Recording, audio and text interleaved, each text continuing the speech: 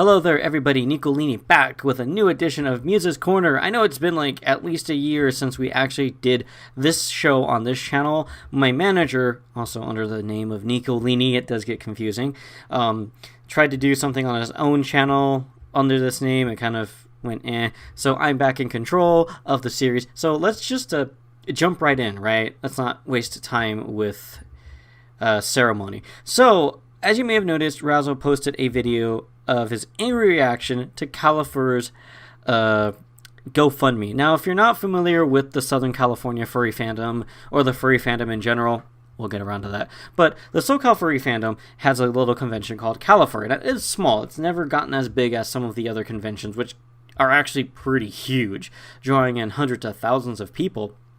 And if you haven't been following the drama involving this, basically, they lost their hotel. The convention lost their hotel back in February. Was when they were supposedly informed, and they're homeless and are looking for a new venue. Now, the problem, and the source of irritation for myself and pretty much everybody else here at Nicolini and Friends, is the con's tight-lippedness on everything. I don't know if it's because they just are not willing to share details. They're too busy, which, thanks to Gary Vaynerchuk, I don't accept that as an excuse anymore. No offense to Gary V, he's actually a really good guy. But yeah, we'll get into that later. But anyways, or maybe they're hiding something, or maybe they don't know how to explain it, or maybe they are ripping us off. I don't actually believe they're trying to rip us off, but a lot of people do. And so the thing is, like, it's just annoying. It's annoying because it just smacks of unprofessionalism from the convention. People want answers. They want to know what's going to happen with refunds, because there's a lot of people who pre-registered before they found the hotel went on. Hotel booted them out, and people have been asking about, what about people who pre-registered? Are they going to get refunds? And the problem is, if you use something like PayPal, I believe it's 180 days, so like 3 months or so. Yeah, 3 months. After you pay for something, you can't refund. You can try to file a dispute, but most likely it's not going to side in your favor.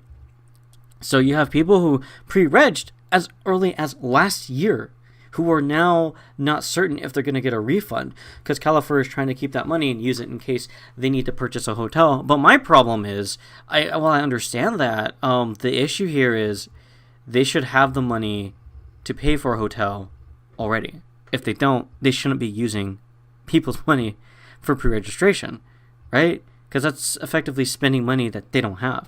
And so yesterday, and shoot, I didn't get an archive of it, and one of us should have. But if any of you guys got an archive, please let me know. I'll put it in the description below.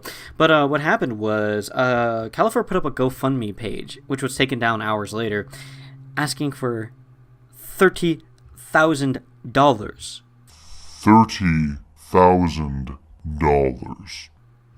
Now, they said it was for, fees and stuff like that. But the problem with that is you don't just ask people to donate $30,000 for a convention that's happening a little over a month.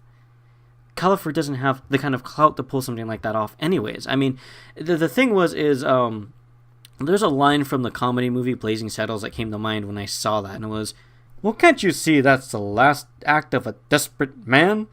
That's kind of just how I feel. It's like the last act of a desperate con, desperately trying to keep itself together. And I feel like they're really just digging themselves a grave and shooting themselves in the foot with this. They should stop and just come back next year. I admire them for their tenacity, but there's a point where that tenacity turns into not a good tactical move to make. So that's kind of what's been going on with that. It's just kind of annoying to see them doing this. And a lot of furries are starting to speak out about it, because Califur for a while now has been dragging its heels with improving itself.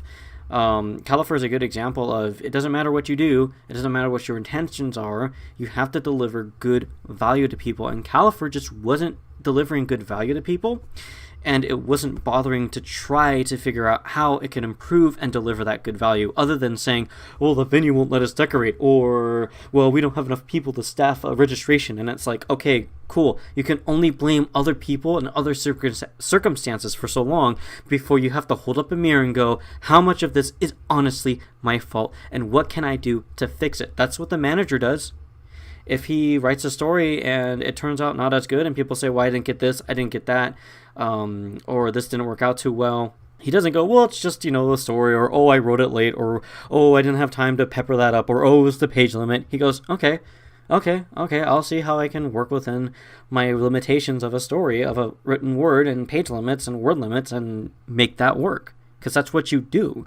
You improve on yourself, and Califur never seemed to want to improve or fix the problems that people kept outlining to it, and now it is suffering the consequences. Granted, the con getting dropped from the hotel, many say it is the fault of Alt Furry. That is a whole video in of itself, but basically, Alt Furry saw that they're going to have a adult panel that was going to be at Califur. They didn't like the subject of the panel, believing it encouraged illegal activities like pedophilia, and took it upon themselves to run a little mini campaign against it, which involved one of their own now booted out disavowed members calling the convention hotel and acting like a Pomona news reporter.